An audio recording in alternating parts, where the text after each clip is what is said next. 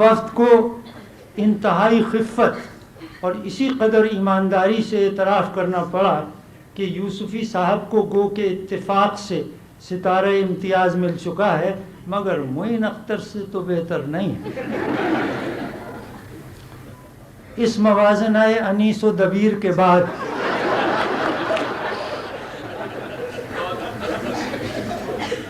اس کروڑ پتی نے نہ صرف تقریب اسپانسر کرنے سے صاف انکار کر دیا بلکہ $15 کا ٹکٹ تک نہیں خریدا۔ مرزا کو ہم نے یہ واقعہ سنایا تو کہنے لگے تم طنز و مزاح لکھتے ہو، بنیادی طور پر تمہارا کام معین اختر کی طرح ہنسنا ہنسانا ہی تو ہے، کیا تمہیں کبھی یہ خواہش نہیں ہوتی کہ معین اختر کی طرح تم بھی لاکھوں کے دلوں میں گھر کرو؟ میں نے کہا صاحب میں پچھلے 40-50 برسوں سے گھر والی کے دل میں گھر کرنے کی کوشش کر رہا ہوں۔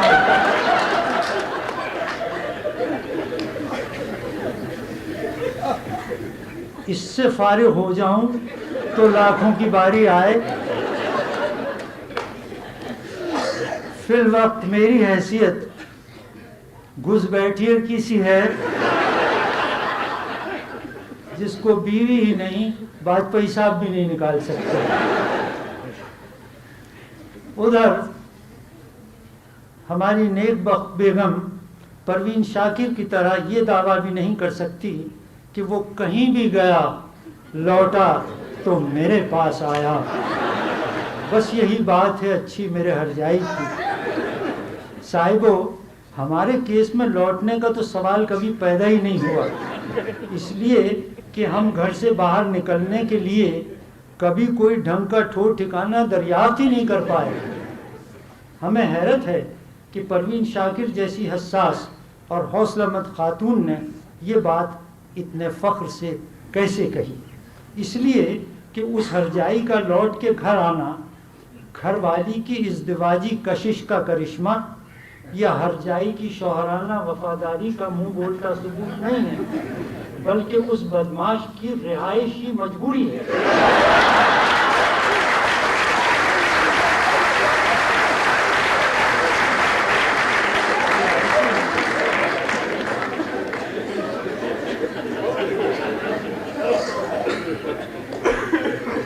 جب پیمانۂ مقبولیت یہ ٹھہرا تو آپ نے جس طور عزت افزائی اور پذیرائی کا اہتمام کیا اس کا جتنا شکریہ ادا کیا جائے کم ہوگا۔ میں جناب شمس قاسم لاکھا صاحب کا، جن کے ایما و تحریک پر مجھے دعوت کلام دی گئی، اور فاضل و واجب الاحترام پروفیسر ایچ ایم جعفری صاحب کا شکر گزار ہوں، جنہوں نے اس تقریب ملاقات کے غیر معمولی انتظام و انصرام سے میری توقیر بڑھائی۔ اس کا شکریہ اس لیے بھی واجب ہے کہ آج کل بینکرز بہت بدنام اور رسوا ہیں۔ بینکر سے بدتر صرف ایک ہی شخص ہوتا ہے، وہ ہے ریٹائرڈ بینکر، جو آپ سے مخاطب ہے، جس نے عمر عزیز کے 40 برس حرام شے کی بڑھوتری اور برکت کا حساب کتاب رکھنے اور اس کار خر یعنی ڈونکی ورک کو اپنا وسیلہ معاش بنانے میں برضا و رغبت بتا دیے۔ ایسی صورتحال میں میرے لیے عالمانہ تقریر کرنے کی کوشش بقول مرزا اپنی بے عزتی خراب کرانے کی ایک باعزت صورت ہے۔ اب اگر میں جوش خطابت میں اپنی تعریف آپ کرنے پر بھی اتر آؤں تو اپنی آرزو سے کمتر مگر آپ کی تعریف سے زیادہ یہی کہہ سکتا ہوں کہ تجھے ہم ولی سمجھتے جو نہ سود خوار ہوتا۔ جب سب معاملات طے ہو گئے تو پروفیسر جعفری نے یہ اطلاع دے کر مجھے بہلا دیا کہ آپ کی ریڈنگز یعنی پڑھت کے بعد سوال و جواب کا سیشن بھی ہوگا۔ میں مزاجاً، عادتاً اور رسماً، مطلب یہ کہ مجبوراً پردہ نشینی کی حد تک گوشہ نشین واقع ہوا ہوں۔ اس اسپتال میں بھی محض تبدیلی آب و ہوا کی غرض سے آ جاتا ہوں۔ علاج نہ تو ہوا اور نہ آئندہ ہو۔ ایک بڑی تھی ایک نامور حکیم سے علاج کرانے جاتی تھیں.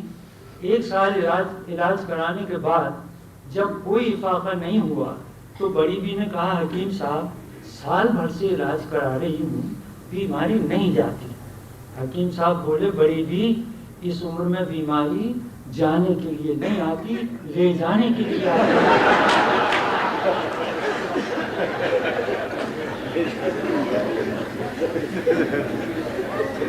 تو مجھے آغا خان کے قابل ڈاکٹروں سے جس کا چکر میں 12 سال سے لگاتا رہا ہوں کوئی شکایت نہیں.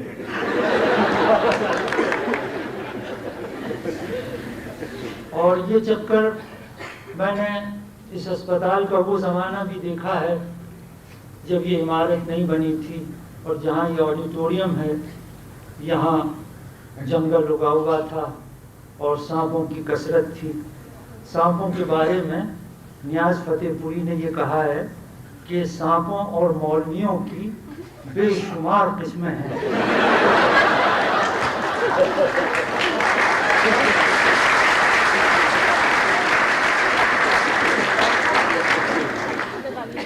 فرق صرف اتنا ہے کہ بعض سانپ زہریلے نہیں ہوتے.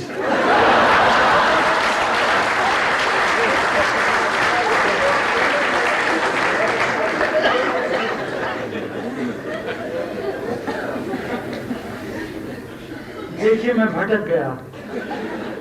کہنا یہ چاہتا تھا کہ جعفری صاحب نے یہ بھی آگاہی بخشی کہ کچھ سوالات ذاتی اور نجی نوعیت کے بھی ہو سکتے ہیں.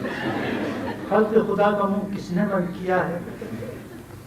میں سمجھتا ہوں کہ نجی سوال کرنے کا حق زندگی میں صرف بیوی کو اور بعد از مرگ کرامن کاتبین کو پہنچتا ہے. اب اگر کوئی قدردان اس آڈینس میں میری بیوی کا حق زوجیت استعمال کرنے کے خواہش مند ہے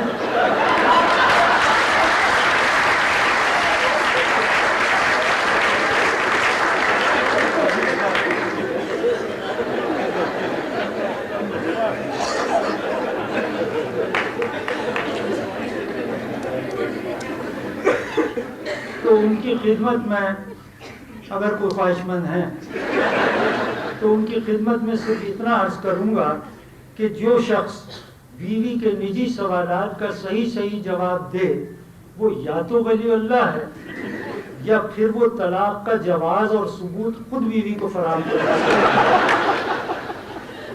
اگے تیرے بھاگ اچھی ہے.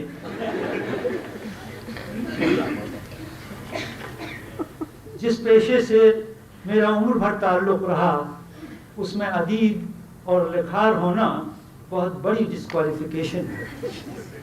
انگلینڈ میں آج بھی عام شاعر کو حقارتاً سسی اور پینزی کہتے ہیں جو ایک پھولدار گالی ہے. پاکستانی بزنس مین بیوروکریٹ اور بینکر کی ڈکشنری میں انٹلیکچوئل سے زیادہ سڑی گالی کوئی نہیں. اور ہم یہ بات ساری عمر یہی گالی کھا کے بے مزہ ہوئے بغیر کہہ رہے. انٹلیکچوئل کو فلائنگ فش یعنی اڑن مچھلی سے بجا طور پر تشبیہ دی گئی ہے. وہ گہرے پانی میں اترے تو بڑی مچھلیاں اسے نگل جاتی ہیں اڑن مچھلی کو, اور اگر ہوا میں ذرا اونچی اڑے تو چیل شکرے اور باز اس کی تکہ بوٹی کر دیتے ہیں. زمین پر اترے تو کتے اور بلیاں بھگوڑے. میں 5-6 سال تک صرف مشتاق احمد کے نام سے لکھتا رہا. اندیشہ تھا کہ اگر بینک کے ارباب حل وقت کو پتہ چل گیا کہ میں لکھتا ہوں تو ترقی کے تمام دروازے مجھ پر بند کر دیے جائیں گے. بینک کے چیف اکاؤنٹنٹ یعصوب الحسن غوری نے ایک دن مجھ سے کہا کہ آپ بینک میں اتنی صحیح اردو نہ بولا کریں, व्यापारी बिदक जाते हैं. आप अभी कंफर्म नहीं हुए हैं. और उन्होंने कुछ ऐसा गलत भी नहीं कहा. हजरात 5 मुख्तलिफ बैंकिंग इदारों का प्रेसिडेंट रह चुका हूँ. दीदनी और नादीदनी सब कुछ देखा भाला है. गुजरा है एक जमाना ہماری نگاہ سے. لیکن میں نے آج تک کسی شاعر یا ادیب کو کیش ڈپارٹمنٹ میں کیش کی رکھوالی پر معمور ہوتے نہیں دیکھا. ایک دفعہ کا ذکر ہے، کراچی میں مجھے ایک سیٹھ صاحب کا جو بینک کے ڈائریکٹر بھی تھے فون آیا کہ مجھے یوسفی سے بات کرنی ہے. میں نے عرض کیا خادم بول رہا ہے. فرمایا یوسفی کو بلا دو.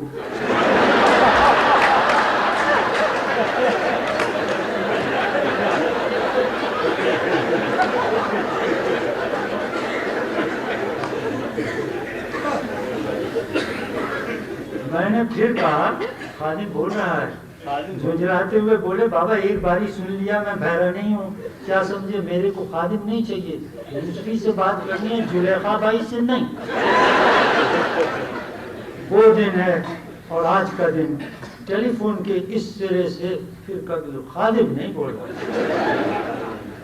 کم و بیش 10 سال تک میں صرف مشتاق احمد کے عام اور عامیانہ سے نام اور قلمی نقاب تلے مضامین لکھتا رہا تاکہ بینک والے مجھے پہچان نہ سکیں.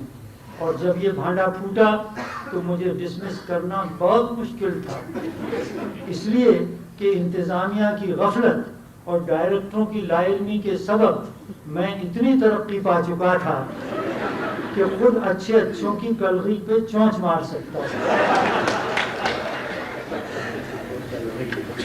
ایک اور سیٹھ صاحب کا ذکر ہے.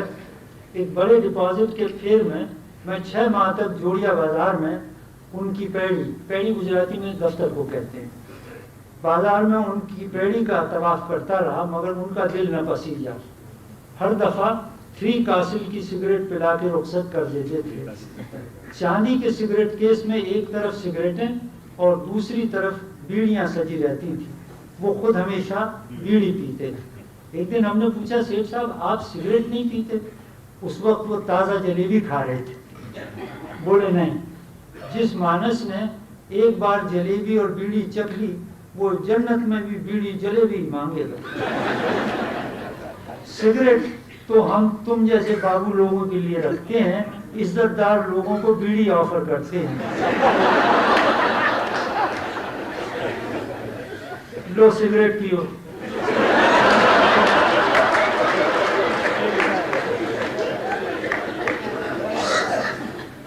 مرزا بھی بیڑی کی بڑی تعریف کرتے ہیں.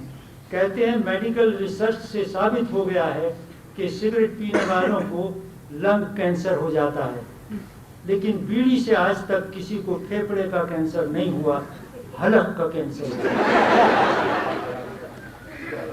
ایک دن ہم نے جی کھڑا کر کے سیٹھ سے پوچھ ہی لیا کہ صاحب بتائیے آپ ہمارے بینک کو ڈپازٹ کیوں نہیں دیتے؟ بولے آج تم نے بزنس لائک بات کی ہے، مگر پہلے تم صاف بتاؤ تم غزل بناتے ہو؟ بولو ہاں. میں نے کہا نہیں، میں تو نثر لکھتا ہوں. بولے یہ کیا ہوتا؟ ہم ٹھیک سے سراحت نہ کر سکے تو بولے خیر مگر بہی کھاتوں کے علاوہ کچھ اور لکھتے تو ہو؟ کہو ہاں. ہم نے کہا ہاں. فرمایا اب تم ایک سوال کا جواب دو. فرض کرو تمہیں آنکھ کا آپریشن کرانا ہے. تمہارے پاس 2 ڈاکٹروں کی چوائس ہے. ایک تو فقط ڈاکٹر ہے، دوسرا ڈاکٹر جو ہے وہ شاعر بھی ہے. ایمان سے بتاؤ، تم صورت سے تو بال بچے دار آدمی لگتے ہو، تم کس ڈاکٹر سے آپریشن کراؤ گے؟ ہم نے اقرار کیا اس ڈاکٹر سے جو شاعر نہیں ہے. بولے تو ایسا بولو نا، میں اسی لیے تمہاری برانچ میں پیسہ نہیں رکھتا. روپے پیسے بنج بیوپار کی بات آدمی دیکھ کے کی جاتی ہے. یہ کوئی غزل تھوڑا ہی ہے کہ رستہ چلتے آدمی کو پکڑ کے سنا دی. برا نہیں ماننا مینیجر صاحب، لو ایک سگریٹ اور پیتے جائیں.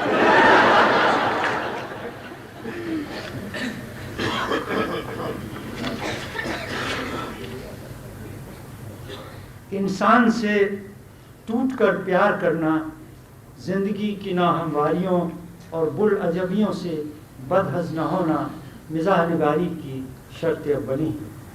یہ اپنے لہو کی آگ میں تپ کر نکھرنے کا نام ہے. لکڑی جل کر کوئلہ بن جاتی ہے اور کوئلہ راکھ ہو جاتا ہے.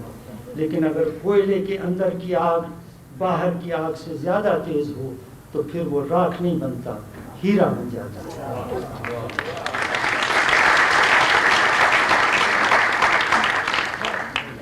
مزاح نگار زندگی کے کانٹوں پر اپنی زبان رکھ دیتا ہے اور انہیں زبان رکھ کے پھول بنا دیتا ہے۔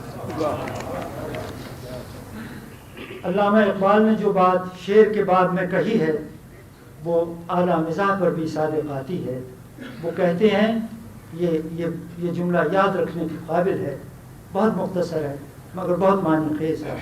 علامہ کہتے ہیں، جہاں اچھا شعر دیکھو سمجھ لو کہ کوئی نہ کوئی مسیح وہاں مصلوب ہوا ہے۔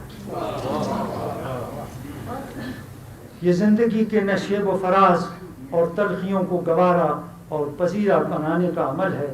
مزاح نگار یہ دعویٰ تو نہیں کر سکتا کہ ہنسنے سے سفید بال کالے ہو جاتے ہیں، اتنا ضرور ہے کہ پھر وہ اتنے برے نہیں لگتے۔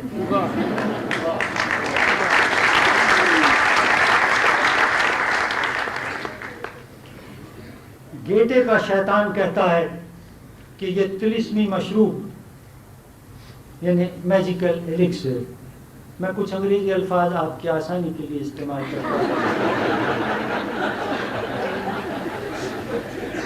گیٹے کا شیطان کہتا ہے کہ یہ طلسمی مشروب پینے کے بعد تمہیں ہر عورت ہیلن نظر آئے گی۔ میں سمجھتا ہوں کہ سچا فنکار اور رائٹر اس سے بھی بڑا معجزہ فن دکھاتا ہے۔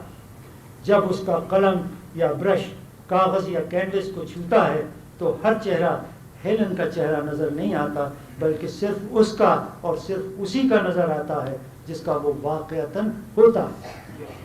جب ہر چہرے میں ہیلن نظر آنے لگے تو یہ پینٹ اور برش کا اعجاز نہیں بلکہ یہ اسکاچ وسکی کا کرشمہ ہے۔ یا زندگی اور شریک زندگی سے فرار کا شاخسانہ واماندگی شوق تراشے پناہ ہے۔ رینوا پینٹر سے کسی نے پوچھا کہ آپ کی نیوڈز کی جلد کا رنگ روپ بالکل اصلی معلوم ہوتا ہے، اس کا کیا راز ہے؟ وہ ریاض اور مشق و مزاولت کا قائل تھا۔ اس نے جواب دیا کہ میں مستقل پینٹ کیے جاتا ہوں، جب کینوس پر جلد کا رنگ، ٹیکسچر اور گداز ایسا ہو جائے کہ بے اختیار چٹکی لینے کو جی چاہے تصویر کو تو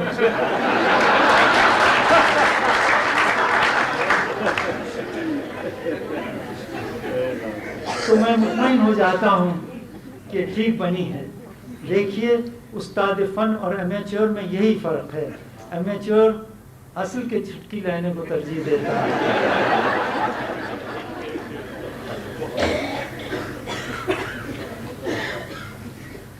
خواتین و حضرات، میرے اسلوب و طرز نگارش سے متعلق ایک شکایت اکثر سننے میں آتی ہے، وہ یہ کہ میں مشکل زبان لکھتا ہوں۔ ایک شادی کی تقریب میں گرامر اسکول کے ایک لڑکے نے مجھ سے پوچھا، انکل کیا آپ کو سمپل اردو لکھنے میں بڑی ڈیفیکلٹی ہوتی ہے؟ میں نے جواب دیا، برخوداری یہ خیال تمہیں کیسے آیا؟ بولا، آپ کی وجہ سے گرامر اسکول کے لڑکے اردو میں بہت فیل ہوتے ہیں، آپ بہت ان پاپولر ہیں۔ صاحب اصل بات یہ ہے کہ ہماری ووکیبولری یعنی ذخیرہ الفاظ اب بڑی تیزی سے گھٹتا اور سکڑتا جا رہا ہے۔ کوئی 10 سال ہونے کو آئے، احمد ندیم قاسمی صاحب کی 75ویں سالگرہ کی صدارت میں کر رہا تھا۔ اس کے بعد ایک خاتون اسی عمر کی ہوگی جتنی بیشتر اسٹوڈنٹس اس وقت میرے سامنے ہیں، تو ایم اے میں پڑھتی تھی یا پڑھ چکی ہوگی، تو مجھ سے بات کرتی رہی، میں آپ کی فین ہوں وغیرہ وغیرہ۔ جب میں چلنے لگا تو کہنے لگی کہ سر بات چیت میں تو آپ ٹھیک ٹھاک ہیں پر کتاب میں آپ بالکل لچے لگتے ہیں۔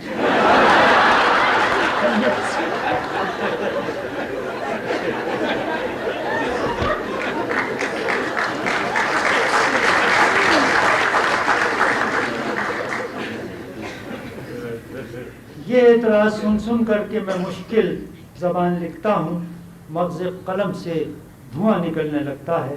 مجھے بخوبی اس کا احساس ہے کہ جو مزاح نگار ٹی وی کے لیے کامیڈی لکھتے ہیں اسے 1.5-2 کروڑ ناظرین دیکھتے اور اشش کرتے ہیں، جبکہ میری کتاب کا صرف 2000 کا ایڈیشن ایک سال میں بمشکل فروخت ہوتا تھا، اور ان کا اور میرا تناسب 2 کروڑ اور 2000 کا ہے، لیکن میں اپنے قاری کو پہچانتا ہوں اور وہ مجھے جانتا ہے، اور میں صرف اسی کے لیے لکھتا ہوں، نازاں اور اقساں۔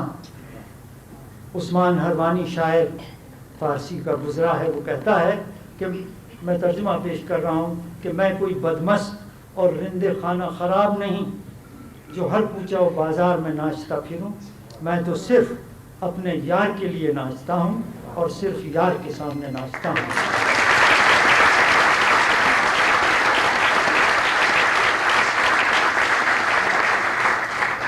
اب آپ فارسی شعر سنیے، دیکھیے اس کی ادا اور اس کی چھبی اور ہے۔ نارندم کے در ہر کوچہ و بازار می رقصم، برائے یار می رقصم، بروئے یار می رقصم۔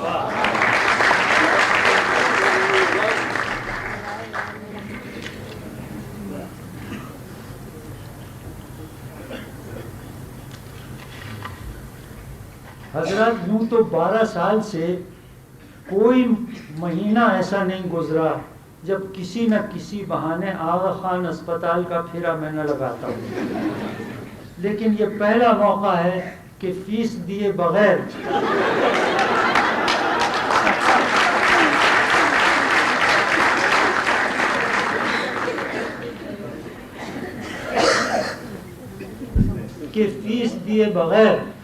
اور کپڑے اتارے بغیر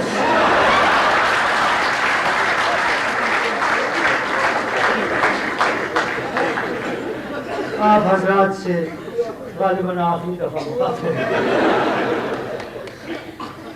لکھنے بیٹھا تو میری سمجھ میں نہیں آیا کہ آج کس موضوع سے گفتگو کا آغاز کروں۔ میں نے کہیں پڑھا تھا کہ ایک پادری کو فوجیوں کے میس میں تقریر کرنے کے لیے کھڑا کیا گیا۔ اس نے اپنی تقریر کی ابتدا اس طرح کی کہ صاحبوں، میں اس مچھر کی مانند ہوں جو نیوڈسٹ کلب میں جا نکلتا ہے، وہ یہ تو جانتا ہے کہ اسے کیا کرنا ہے، لیکن یہ سمجھ میں نہیں آ رہا کہ کہاں سے شروع کرے۔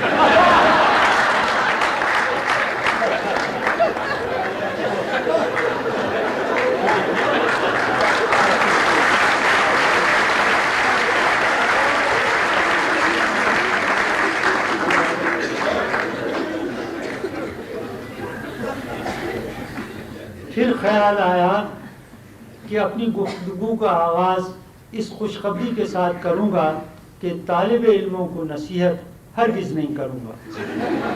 حفیظ جالندھری کا شعر ہے، ہیں یاد مجھے آج بھی ایام جوانی، میں آج بھی اوروں کو نصیحت نہیں کرتا۔ اتنی وضاحت کرتا چلوں کہ آتش جوانی میں بھی ایسا ہی تھا جیسا کہ اب ہے، بلکہ معتبر دیکھنے والے کہتے ہیں کہ اب بہتر لگتے ہو۔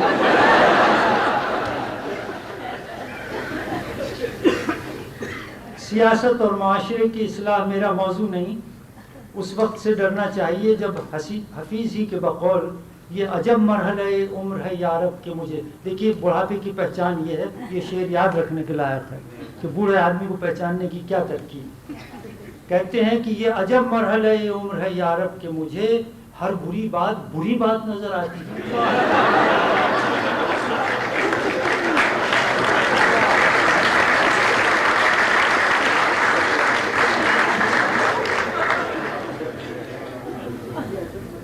دوستو، ہماری سوسائٹی میں 2 خرابیاں ہیں۔ پہلی تو یہ کہ ہم ایک دوسرے کو منافق اور نالائق سمجھتے ہیں، دوسری خرابی یہ کہ بالکل صحیح سمجھتے ہیں۔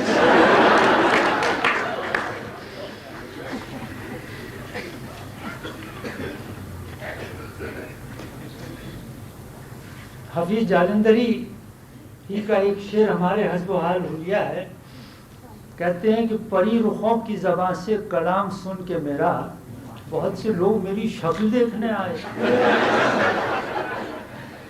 حفیظ صاحب یہ بات صاف گول کر گئے کہ دیکھنے کے بعد کیا ہوا۔ اگر کچھ خوشگوار نتائج نکلے ہوتے تو دوسرا شعر اس موضوع پر ضرور کہتے جو کہ نہیں کہا۔ میں اکثر کہتا ہوں کہ مصنف کو صرف کتاب کے آئینے میں دیکھنا چاہیے اور اس کے اور پڑھنے والے کے درمیان ایک محتاط فاصلہ یعنی کتاب بھر کا فاصلہ ضرور رہنا چاہیے۔ ہمارے دوست مرزا عبدالودود بیگ نے جب یہ قول 10ویں بار سنا تو حسب عادت اس کی پیروڈی کرتے ہوئے فرمایا کہ میرے یعنی ان کے اور پری رخوں کے درمیان ہمیشہ شور بھر کا فاصلہ رہا۔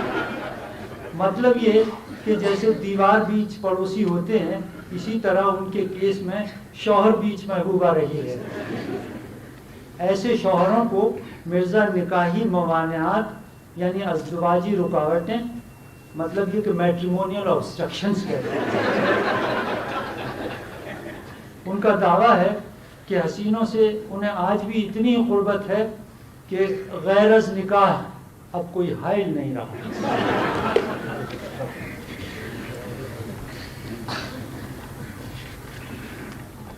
چوکس، باخبر اور صاحب ذوق و نظر پڑھنے والا بننے کے لیے بھی بڑی مشقت اور ایک عمر کا ریاض درکار ہے، جبکہ اس سے آدھی محنت میں آدمی ہم جیسا مصنف بن جاتا ہے۔ سوال یہ پیدا ہوتا ہے کہ جب دونوں میں ہی کھکیڑ اٹھانی پڑتی ہے تو پھر ہمیں سمجھداری سے کام لینا چاہیے، جیسا کہ اس شخص نے کیا جو ایک پہنچے ہوئے گرو جی کے پاس ناریل، لڈو اور گرو دکشنا یعنی نذر جو گرو کو دی جاتی ہے لے کر گیا اور ہاتھ جوڑ کے درخواست کی کہ مجھے اپنا چیلا بنا لیجیے۔ گرو جی نے کہا کہ بچہ چیلا بننا تو بڑا کٹھن کام ہے۔ اس پر اس نے کہا تو پھر مجھے گرو ہی بنا لیجیے۔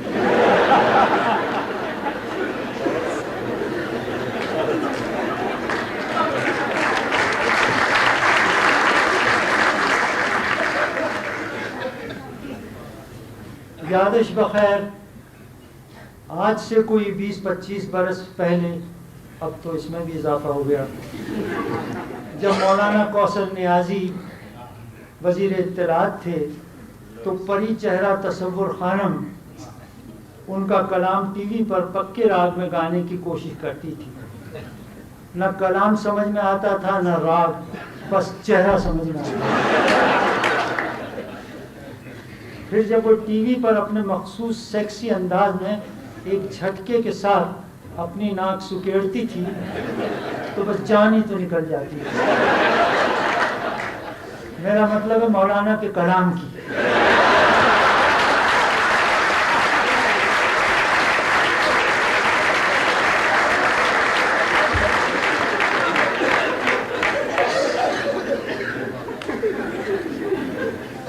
بار بار ناک سکیڑنے کا یہ مطلب ہوتا تھا کہ وہ نہ صرف شعر کا مطلب بلکہ مرد حضرات کا مطلب بھی سمجھ کر اور سمجھا کر گا رہی ہے۔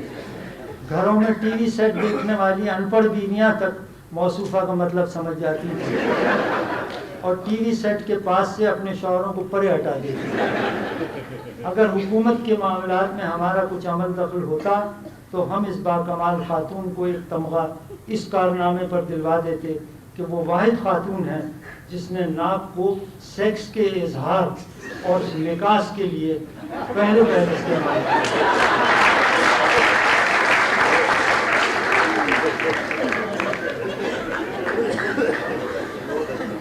حضرات، میں 2 مرتبہ آل پاکستان فزیشنز ایسوسی ایشن کے کنونشن سے خطاب کر چکا ہوں۔ پہلی دفعہ جو خطاب کیا اس کا صرف ایک پیراگراف سناتا ہوں، باقی کے بھی ایسے ہی۔ میں نے بہت سوچا، دن بھر کے تھکے ہارے ڈاکٹروں سے کس موضوع پر بات کی جائے، کچھ سمجھ میں نہ آیا۔ میڈیکل سائنس سے میری واقفیت ان امراض تک محدود ہے جن میں مبتلا رہا ہوں، جو میرا دل دہلانے کے لیے بہت کافی ہے۔ مجھے ہر درد کا تجربہ ہے سوائے زچگی کے، اور جو میری شرعی مجبوری ہے۔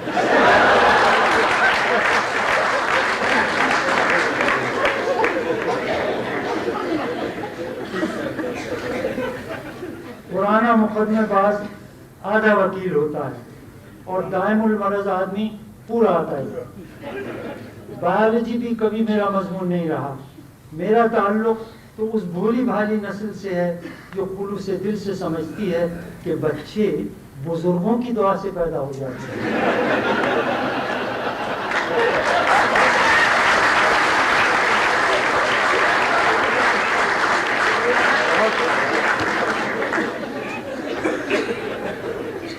یہ نسل اپنے کرتوت کو بزرگوں کی کرامت سمجھتی ہے اور کثرت آبادی سے پیدا شدہ مسائل کو نعوذ باللہ فضل الہی سے منسوب کرتی ہے. اس زمانے میں فلموں تک میں یہ حال تھا کہ اول تو بوس و کنار کی منزل آتی ہی نہیں تھی، لیکن اگر پبلک کے تقاضے سے کوئی نازک مقام آ ہی جائے تو وہیں سین کاٹ کر اسکرین پر سفید کبوتروں کا ایک جوڑا دکھایا جو ایک دوسرے کی چونچ سے چونچ ملائے بیٹھا ہوتا ہے. صاحبو، ہماری ساری نسل ان دو کبوتروں کے سائے میں پل کر جوان ہے.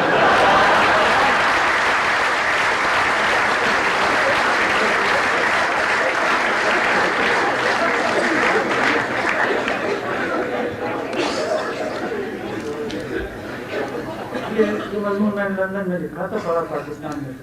لندن میں جہاں میں 10 سال سے مقیم ہوں، فلم یا ٹی وی پر رات گئے کوئی ایسا ویسا سین دکھاتے ہیں تو ہمیں بہت غصہ آتا ہے کہ ہمارے زمانے میں کیوں نہیں دکھایا. ایسے موقع پر اپنی طرف کے بھولے کبوتر بری طرح یاد آتے. صاحبو، ان انگریزوں کو تو ڈھنگ سے محبت کرنا بھی نہیں آتا. پیار اور فرسٹ اسٹیج میں تمیز نہیں کر سکتے. ایسا لگتا ہے جیسے ماؤتھ ٹو ماؤتھ ریسسیٹیشن دے رہے ہیں. ہمارے ہاں تو اس طرح صرف تخمی آم چوسے جاتے ہیں.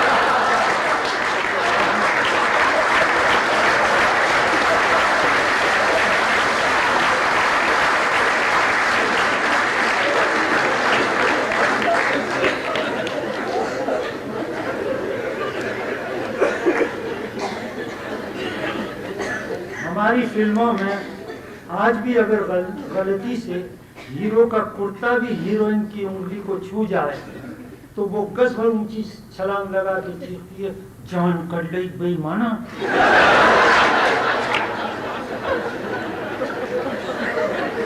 اور نزدیک ترین درخت کے تنے سے بغلگیر ہو جاتی ہے. پھر ہیرو انگلی پکڑتے پکڑتے انگوٹھی پہنا دیتا ہے. پھر انگریزی محاورے کے مطابق they lived happily ever after. لیکن اسپین کی پریوں کی کہانی میں اس صورتحال کو اس طرح بیان کیا جاتا ہے کہ پھر وہ دونوں پرمسرت زندگی گزارنے اور روزانہ تیتر کھانے لگے. میں عرض یہ کر رہا تھا کہ میں نے سائنس نہیں پڑھی. اس زمانے میں اس کا فیشن بھی نہ تھا. ہم سمجھتے تھے کہ جو لڑکے فارسی اور شعر و شاعری میں نالائق ثابت ہوتے ہیں وہ سائنس لے کر ڈاکٹر بن جاتے ہیں.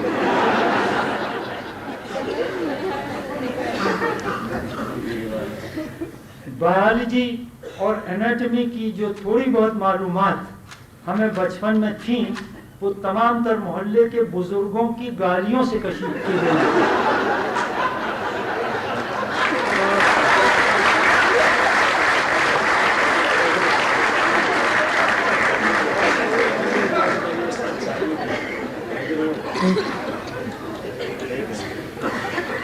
گالیاں کیا تھی؟ بس سلیس اردو میں گریز اینٹمی کا نقشہ سکھا. ان کے مقابلے میں انگریزی کی گالیاں دودھ پیتے بچوں کی غاؤں غاؤں معلوم ہوتی ہیں. ایک دانا کا قول ہے کہ آدمی کیسا ہی ہفت زبان ہو، گالی، گانے اور گنتی کے لیے اپنی مادری زبان ہی استعمال کرتا ہے.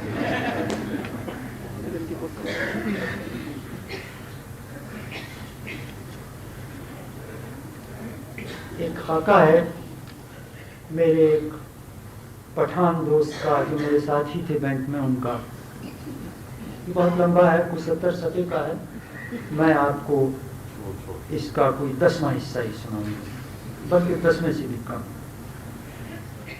چھریرا بدن چوڑا ہار کندھے قدر خمیدہ، جس کا سبب عز و انکسار نہ تھا، چمپئی رنگ دھوپ سے سنبھلا چکا تھا، ناک گندھارا کے مجسموں جیسی، سارے دن آنکھوں سے مسکراتے رہتے، ستا ہوا مگر شگفتہ چہرہ، مضبوط تھوڑی پر کھلنڈری پن کا بین الاقوامی ٹریڈ مارک یعنی چوٹ کا نشان۔ جس کی تھوڑی پر چوٹ کا نشان نہ ہو سمجھیے وہ کبھی بچہ ہی نہیں رہا۔ اتنے لمبے تھے نہیں جتنے لگتے تھے، ہنسی آتی تو ایک دم کھڑے ہو جاتے، پھر وکٹ کیپر کی طرح رکوع میں چلے جاتے اور اپنے گھٹنے پکڑ کر گردن اٹھاتے اور وہیں سے مخاطب کی صورت دیکھ دیکھ کر قہقہے لگاتے رہتے۔ یہ ان کی خاص ادا تھی، صحیح عمر معلوم نہیں، لیکن اپنی کوآپریٹو بینکنگ کی غلط کاریوں کی مثبت کو ہماری جوانی کے برابر بتاتے تھے۔ پشتو ہند کو پنجابی، فارسی اور اردو روانی سے بولتے اور ایک زبان سے دوسری زبان میں اس چابک دستی سے گیئر بدلتے کہ سننے والے کو خبر بھی نہ ہوتی۔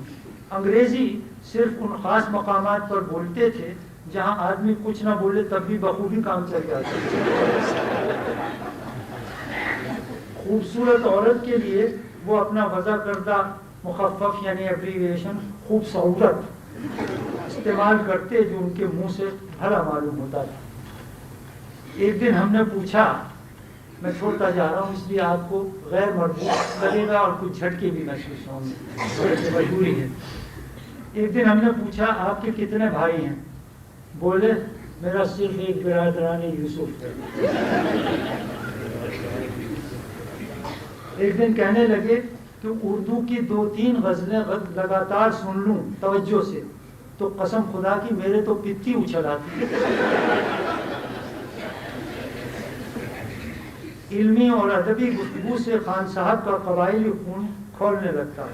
اکثر فرماتے تمہاری علم ناک باتیں سن سن کر میرے سر میں تو دانائی کے بمس نکل آئے، ٹوپی تنگ ہو گئی۔ عجب مزاج پایا تھا، عجب مزاج اور زور بازو پایا تھا۔ دروازے پر اگر پش لکھا ہو تو الٹا اپنی جانب کھینچتے اور پل لکھا ہوتا تو باہر کی طرف بڑھتا دیتا۔ رونا اس بات کا تھا کہ اکثر دروازے ان کی مرضی کے عین مطابق کھل اور بند ہو جاتے۔ کبھی کوئی کسیفہ یعنی ڈرٹی جوک سنانے بیٹھتے تو سننے والے کی سمجھ میں نہ آتا کہ کب اور کہاں ہنسے۔ حظ ما تفنن کے طور پر لطیفہ شروع کرنے سے پہلے خود ہنسنے لگتے اور سننے والے کے پنجے میں پنجہ ڈال کر بیٹھ جاتے۔ ہم بھی گھنٹوں ان کے لطیفوں سے پنجہ لڑا چکے تھے۔ بائیں ہاتھ کو آزاد رکھتے تاکہ مخاطب کے زانوں پر مار مار کر لطیفے سے لال کر سکے۔ لوگ ان کے لطیفے پر اخلاقاً بھی نہیں ہنستے تھے، اس ڈر سے کہ جھوٹوں بھی داد دے دی تو دوسرے لطیفے کی کاٹ مجھے کرتی۔ غصہ ناک پر رکھا تھا جو وقتاً فوقتاً پھسل کر منہ سے مغلظات کی شکل میں ڈھل کر خارج ہوتا رہتا ہے۔ گالیاں تبذات، برجستہ اور آورد سے پاک ہوتی ہیں۔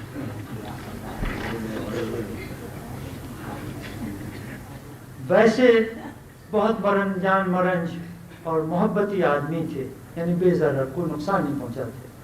بوائے اسکاؤٹ کی طرح روزانہ کم از کم ایک نیکی علل اعلان کرتے تھے۔ ایک دن کہنے لگے کہ کل رات میں نے ایک شخص کو بڑی بے عزتی اور ماں بہن کی گالیوں سے بچا لیا۔ میں نے پوچھا کہاں، کیسے؟ فرمایا میں نے اپنے غصے کو کنٹرول کیا۔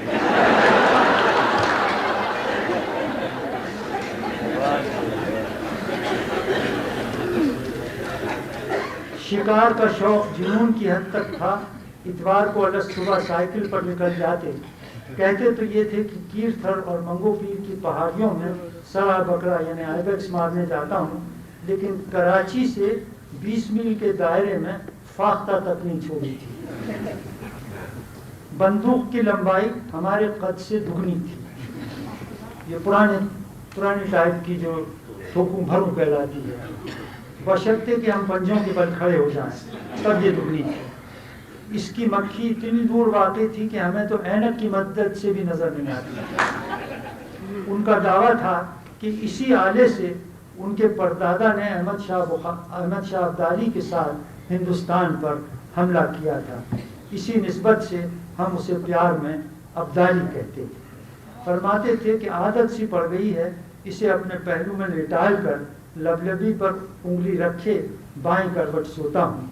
एक लम्हे को भी उंगली अलग हो जाए तो पट से आँख खुल जाती है।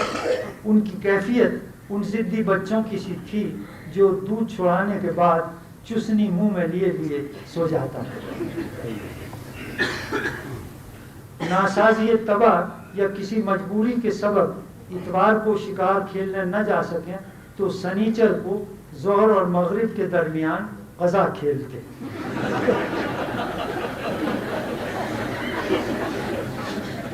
इतवार को शिकार के वक्त शिकार के गोश्त का नागा हो जाए तो सुबह से बौलाए फिरते। उस दिन मुर्गे के गले पर अल्लाह की बड़ाई बयान करते। ऐसा मुर्गा हरगिज नहीं खाते थे जिसने पहली अजान न दी। मुर्गी को छूते तक नहीं थे। फरमाते थे कि गजनी खेल गांव में बालिग मुर्गा जनाने में घुस आए तो औरतें झट बुर्का ओढ़ लेती।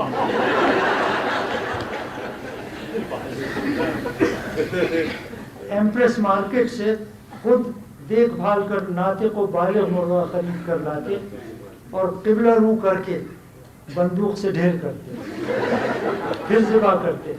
अक्सर फरमाते कि दूसरे का ज़िबा किया हुआ गोश्त खाने से आदमी बुज़दिला, यकज़ौजिया और चर्ब ज़बान हो जाता है। इससे तो बेहतर है कि आदमी दाल रोटी खा ले, मगर हम कबाइली भूखे भले ही मर जाएं, गले से गला नहीं खाते। फरमाते थे कि दुश्मनों के हस्बे अदावत 3 दर्जे हैं: दुश्मन, जानी दुश्मन और रिश्तेदार। अब मैं कोई 10 सफ़े छोड़ देता हूँ। एक दिन कहने लगे कि आप 4 सद्दा आएँ तो मैं रीता खिलाऊंगा। रीता वहाँ की एक बहुत स्पेशल डिश है जो रात भर बनती है। सालिम दुम्बे को उसी की खाल में लपेट कर उसी की चर्बी में अंगारों पर भूनते हैं। कस्बा शब कदर के दुम्बे का गोश्त बड़ा मीठा और हलवान होता है।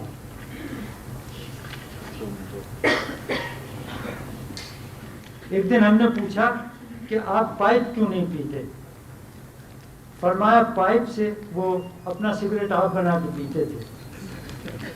मैंने पूछा आप पाइप क्यों नहीं पीते? फरमाया पाइप से सिर्फ उन लोगों को आराम आता है जो न सिगरेट की इस्तेताअत रखते हैं और न हुक्के की ताकत। 10 बरस पहले मर्दान में उन्होंने हुक्का शुरू किया था, लेकिन पहले तो उनकी अहलिया ने गालिब की बीवी की तरह उनके खाने पीने के बर्तन अलग रखे, फिर खुद उन्हें अलग कर दिए।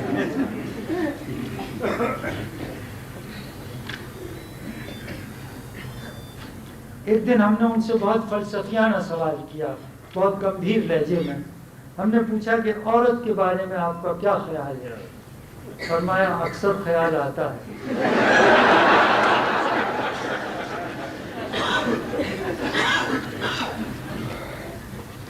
एक दिन हमने पूछा फवाकिहात यानी खुश्क मेवे में हुजूर को कौन सा मेवा मरगूब है? फरमाया निकाह का छुहारा। फिर हाल है शिकार का। 8:30 बजे हम दोनों साइकिल पर मंगोपीर की पहाड़ियों की तरफ जंगली बकरे की तलाश में रवाना हुए। थोड़ी मसाफत तय करने के बाद हमें कैरियर पर बैठने की इजाज़त मिल गई। ज़रा देर बाद हाँफते हुए कहने लगे, अब आप पीछे बैठे बैठे आराम से पैडल मारिए, मैं हैंडल चलाता हूँ। ज़रा एहतियात से पैडल मारिएगा, कराची का ट्रैफिक बड़ा बावला है। हस्बुल हुकुम हम उनकी कमर पकड़ के पैडल से जोर आजमाई करने लगे। साइकिल चलाने के इस तरीके का एक नहायत बारीक कानूनी नुक्ता उन्होंने ये बताया कि पुलिस ڈبل سواری کے جرم میں دونوں میں سے کسی کا چالان نہیں کر سکتے. جو ہینڈل پکڑے ہوئے ہے وہ پیڈل مارنے کا مرتکب نہیں، اور جو پیڈل مار رہا ہے اس کا بقیہ سائیکل سے کوئی قانونی تعلق نہیں. ہم سے ضبط نہ ہوا تو ہم نے شکایت کی کہ کیریئر بہت چبھ رہا ہے. بولے آپ میری سیٹ پر بیٹھ کر دیکھیں تو پتہ چلے چبھنا کسے کہتے ہیں. آپ کو مغالطہ ہوا ہے، آپ کے کولوں پر گوشت نہیں ہے، یہ دراصل آپ ہی کی ذاتی ہڈیاں ہیں جو آپ کو چبھ رہی ہیں. کہنے لگے آپ نے لختئی ناچ دیکھا ہے؟ لختئی لڑکے کا ناچ ہوتا ہے جو مخصوص ہے فرنٹیئر سے. ہم سے پوچھا کہ آپ نے لختئی ناچ دیکھا ہے؟ میں نے کہا کہ ہماری تربیت نہایت پاکیزہ ماحول میں ہوئی ہے. جوانی میں بھی ہم نے مور کے ناچ کے علاوہ اور کوئی ناچ نہیں.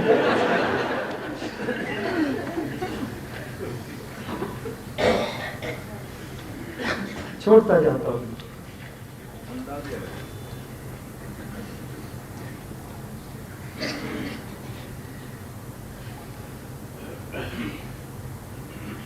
ایک دن کہنے لگے کہ آپ نے شادی والدین کی پسند سے کی یا اپنی پسند سے؟ تو میں نے پوچھا کہ کس کے والدین؟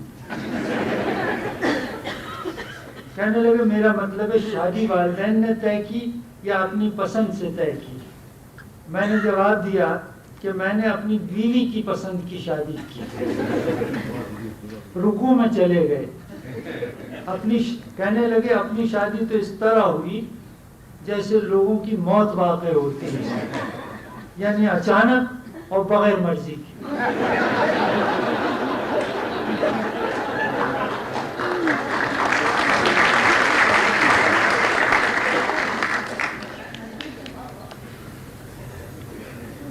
اس تاریخی شکار کے بعد مساوات سی ہو گئی، مطلب یہ کہ ایک ایکویشن بن گیا.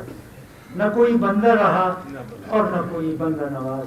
استاد و شاگرد کا فرق مٹ گیا. ان کے ذمہ ہمیں بینکنگ سکھانا تھا، تمباکو کی بزنس سے متعلق وہ ہمارے استاد تھے. مطلب یہ کہ دونوں ایک دوسرے کے استاد ہو گئے اور نجی معاملات میں بھی ایک دوسرے کو نہ صرف غلط مشورے دینے لگے بلکہ ان پر سختی سے عمل بھی کرنے لگے. شام کو توڑ کے وقت ایک دوسرے کے کام میں ہاتھ بٹاتے. باہمی صلاح و مشورے کے بغیر ہم نے کبھی کوئی غلطی نہیں کی.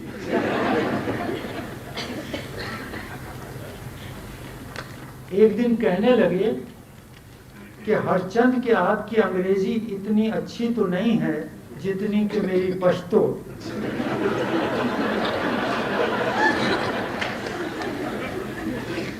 تاہم ایک درخواست انگریزی میں اس مضمون کی لکھ دیجئے کہ مجھے فوراً ترقی دے کر مردان کا مینیجر بنا دیا جائے. زور پیدا کرنے کے لیے آخر میں یہ بھی بڑھا دیجئے کہ مقرر آنکھیں اس علاقے میں بینک کی جو رقمیں ڈوبیں گی انہیں سوائے میرے کوئی تخمیر وصول نہیں کر سکتا. تخمیر ان کا خاص لفظ تھا اور یہ ایبریویشن تھا تخم خنزیر کا. اسے وہ تخمیر کہتے تھے. کہنے لگے کہ پشتو میں ایک کہاوت ہے کہ جس علاقے کا ہرن ہوتا ہے وہیں کے کتوں کے قابو چڑھتا ہے. اس کا لفظی ترجمہ کر دیجئے.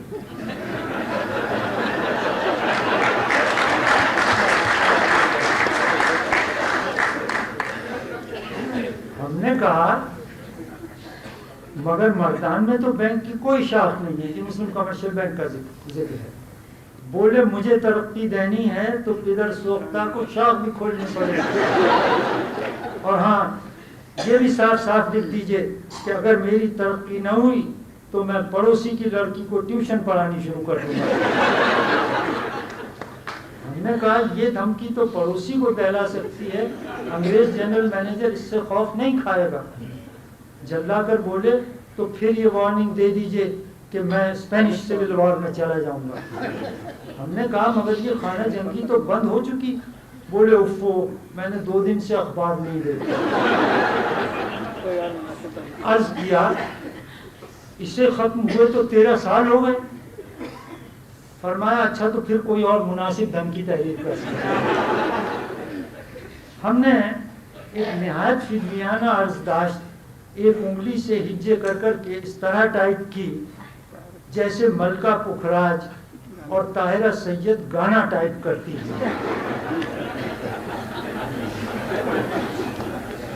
اس میں حضور فیض گنجور کی توجہ کمترین کی ذہانت اور اہلیت سے زیادہ اس کی ضعیف العمری کثیر العیالی اور غبن سے پیدائشی نفرت کی طرف ہم نے منعطف کرائی.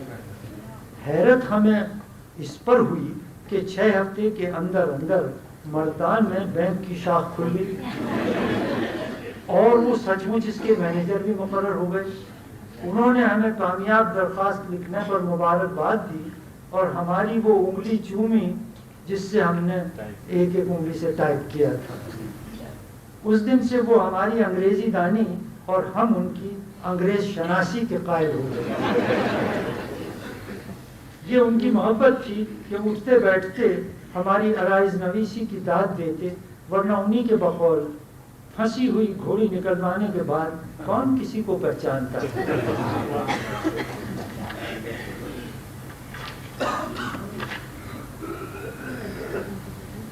اب اس کے بہت دن بعد کا ذکر ہے، بہت کچھ چھوڑ دیتا ہوں. جس زمانے کا یہ ذکر ہے اس کے 18-19 سال بعد 1970 میں مجھے نوشہرہ جانے کا اتفاق ہوا.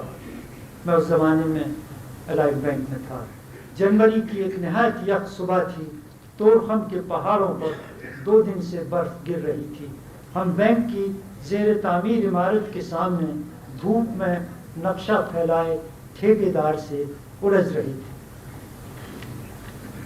کچھ ایسی باتیں تھیں جن پہ جھگڑا ہو رہا تھا مجھ میں اور ٹھیکیدار نے جس نے وہ عمارت بنائی تھی.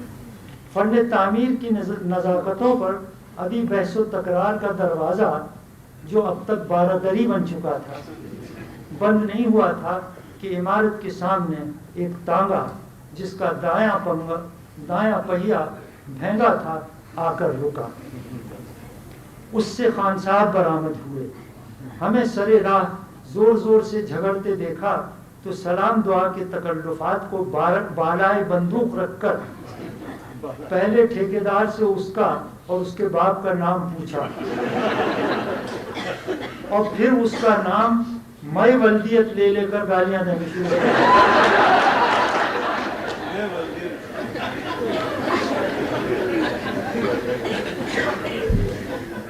انہیں اس سے غرض نہیں تھی کہ جھگڑا کیا ہے اور کون حق پر ہے. وہ دوست کے ساتھ آئے